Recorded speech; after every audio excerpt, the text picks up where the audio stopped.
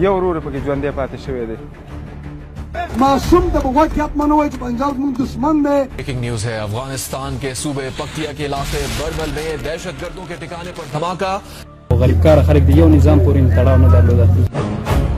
Pakistan yine Afganistan'ın kabir bölümlerine havadan öldürücü hücumlara başlanıptır.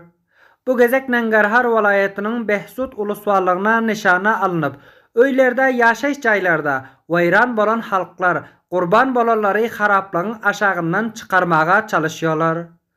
Bu vakıya sebeti ağır günah ve qayğa batırıptır. Behsut uluslarlığında yerli çeşmelerin aytmaklarına layıkta bir üye bomba düşerligi sebepli 17 kişi can veriptir.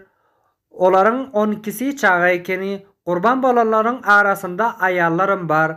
Yerli kömekçiler başlangıç mümkünçülüklerden faydalanıp cesetleri ve yaraları haraplıktan çıkarmağa çalışıyorlar.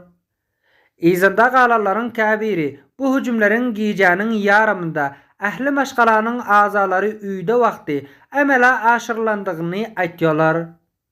Kurban bolaların maşgalalarının azalarının biri maşgalanın 12 azasından dine 4 kişinin diri qalandığı bir neçe mihmalların yaralı bolandığını ve onların kabirlerinin yağdayının erbettegini gürün beriyar. ناری شو چې درز ناری شو مونږ یو ملمنه ترور مې راغلی و زاغي پسې جګ شو مغه بندا چمان ممان پراتو مې په خپل لاس تر دی خو کړل. Afganistan hükümeti bu hücumları qati yazgarıyor ve onu milli hakimiyetin ve halkara düzgünlerin bozulmağını hesap ediyor. Resmi mukamlardan yayılanan eylamiyalarda yaşayış caylara ve harbidal kişilere, alaydadam ayallara ve çağalara oka tutmak kabul bolarlık değil diyorlar.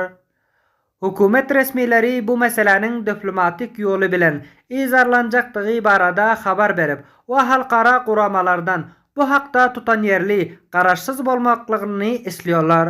Şöyle hem kurban bolaların maşgalasına çaltlıkta yardım edilecektiğini aytıyorlar. Şol bir vaqtda Afganistan bilen Pakistan'ın araçagında daratqarlıkların köpelmeginden xavatırlanıyorlar. Yerli ilat bu hücumların çalt duzurulmağı ve harbidal adamların xopsuzluğunun öpçün edilmegini istiyorlar. T24 televizyonu Abdurrahim Kerimi.